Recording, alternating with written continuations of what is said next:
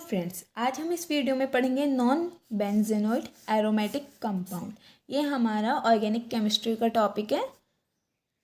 Non बेंजोनोइड aromatic compounds कौन से होते हैं?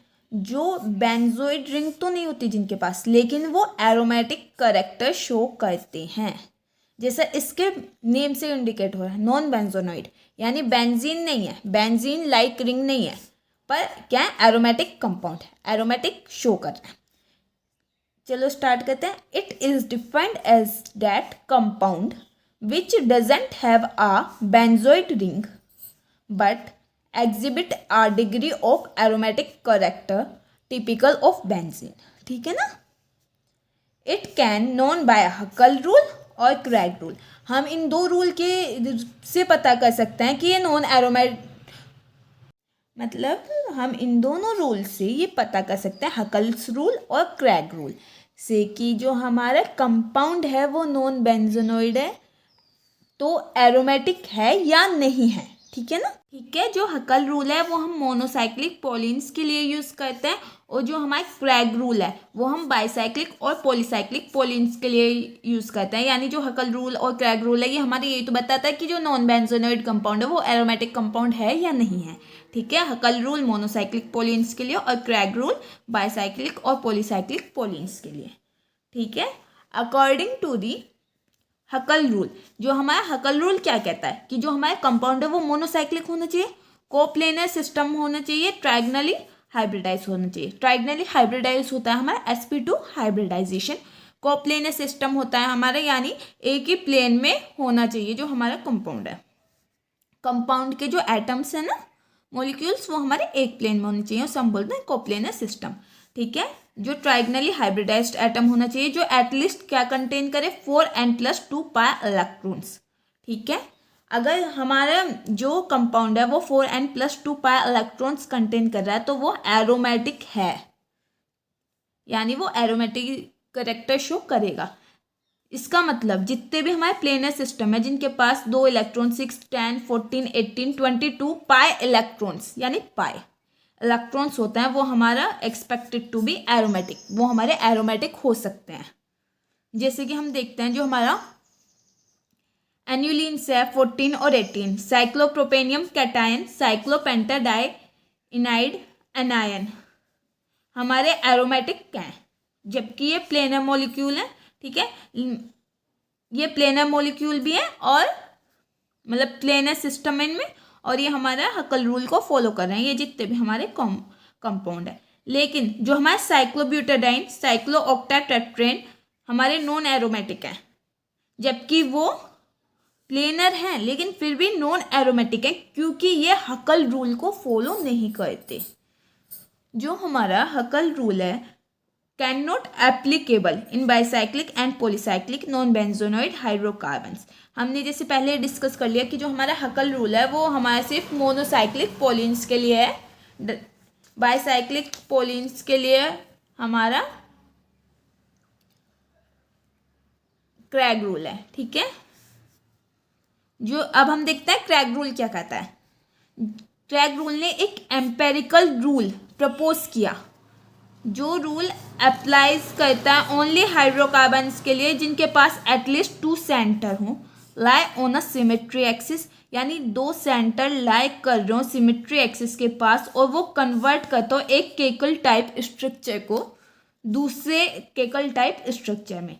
अभी हम इसको देखेंगे डायग्राम से भी। जो हमारा स्ट्रक्चरल फॉर्मूला है वो लेवल होना चाहिए equal number off spin symbol, यानी अल्फा और बीटा। ठीक है। जो हमारा स्ट्रक्चरल फॉर्मूला उसे हम लेबल करेंगे, इक्वल नंबर होने चाहिए अल्फा और बीटा के स्पिन सिंबल के। ठीक है ना।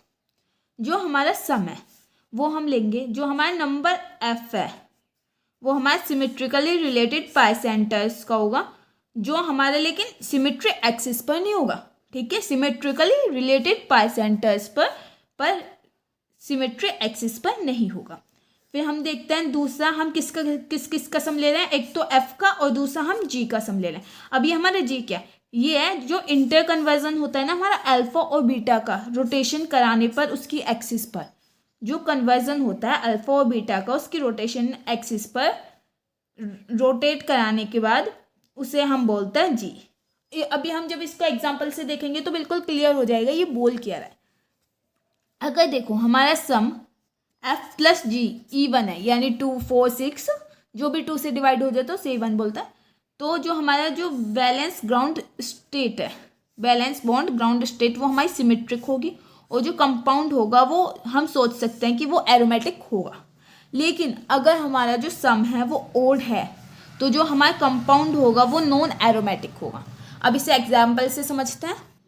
हम एक एग्जाम्पल देखते हैं पेंटेलिन का, ठीक है। इसका देखो ये हमारा पेंटेलिन का स्ट्रक्चर है, इसको हम एक सिमेट्री दे देते हैं, ठीक है, सिमेट्रिकली डिवाइड कर देते हैं। इसे हम बीटा नाम दे देते हैं, अल्फा बीटा अल्फा, इस वाले को बीटा अल्फा बीटा अल्फा, ठीक है। ये हमने इस कंपाउंड की नेमिंग कर दी। अब देखो जब हम इसे सिमेट्रिकली डिवाइड करेंगे तो हमें एफ क्या मिल जाएगा 3, और जो हमारा रोटेशन होगा ना अल्फा बीटा नेमिंग कर लेते हैं पहले, अल्फा बीटा अल्फा, ठीक है। देखो एफ हमारा 3 कैसे, हम एक जो हमारा इस सिमेट्री से लगा हुआ होता है ना, एक जो बॉन्ड है डबल बॉन्ड का, ठीक है, इसे हम ध्यान नहीं देते और हम उससे जो बचे हुए होते हैं उससे अलग के गिन लेते हैं 1 2 3, तो हमारा एफ क्या हो गया 3। और जब हमारा जी क्या इंटर कन्वर्जन कराना है अल्फा बीटा का रोटेशन के थ्रू, हम अगर इनका रोटेशन कराएंगे, ऐसे रोटेट करेंगे, तब भी जो हमारा बीटा है वो बीटा की पोजीशन पर आएगा, जो हमारा अल्फा है वो अल्फा की पोजीशन पर आएगा। जैसे कि ये हम फर्स्ट स्टेप मान लेते हैं, ये हम सेकंड मान लेते हैं, ठीक है ना। जो हमारा अल्फा देखो यहाँ अल्फा बीटा की पोजीशन पर, बीटा की पोजीशन पर, ठीक है ना। तो ये हमारे क्या है, नॉन एरोमेटिक। हमने पहले देख लिया कि अगर नंबर हमारा ओड है, ठीक है, सम ओड है, तो हम उसे क्या बोलते हैं, वो हमारा नॉन एरोमेटिक है, ठीक है। जो हमारे समय एफ और प्लस जी को करके नॉन एरोमेटिक। अब हम एग्जाम्पल देखते हैं दूसरा हेप्टेलिन का। हेप्टेलिन का एक सेकेंड, ठीक है, ये मैंने हेप्टेलिन का एग्जाम्पल लिया है दूसरा। जब हम हेप्टेलिन का ये स्ट्रक्चर है, ठीक है, हम इसकी सिमेट्री लाइन पास कराते हैं, ठीक है, सिमेट्रिकल लेते हैं, ये beta alpha beta alpha beta alpha beta, sorry beta alpha beta alpha beta alpha, ठीक है।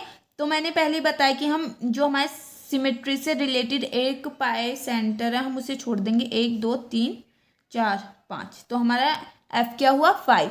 और जब हम इसका इंटर कन्वर्जन कराएंगे, जैसे हम इसको रोटेट कराएंगे, अल्फा बीटा की पोजीशन सेम रहेगी, यानी हमारा जी क्या हो गया 0, और हम जब एफ प्लस जी करेंगे तो 5 आएगा। जो 5 है वो हमारा क्या है, एक ओड नंबर, तो ये हमारा क्या हो गया, नॉन एरोमेटिक। अब हम देखते हैं एजुलिन का एग्जाम्पल। देखो जो ये हमारा एजुलिन का स्ट्रक्चर है, इसमें हम सेंटर एक्सिस यहाँ से पास करेंगे, ठीक है, सेम उसकी तरह ही। अब हम इसको चलो नेमिंग कर लेते हैं, beta alpha beta alpha beta alpha beta alpha, ठीक है, अल्फा बीटा अल्फा, ठीक है, ये नेमिंग हमने कर ली। यहाँ पर इंटर कन्वर्जन कराएंगे, जो हमारा अल्फा है वो देखो, अगर हम इसे ऐसे रोटेट करते हैं, ये वाला अल्फा हमारा यहाँ आ जाएगा, ये वाला यहाँ रहेगा, तो अल्फा ही पोजीशन पर, तो इनका इंटर कन्वर्जन नहीं हुआ, तो जी हमारा 0 हो गया। और हम हमेशा की तरह एक पाई से सेंटर, मतलब एक पाई छोड़ देंगे, 1 2 3 4, तो हमारा एफ क्या हो गया 4। हम सम करेंगे F plus G equal to 4, तो हमने पहले देख लिया अगर इवन नंबर है तो वो क्या है हमारा एरोमेटिक, तो ये हमारा क्या हो गया एरोमेटिक इन करेक्ट है। Thank you for more videos, like share and subscribe my channel.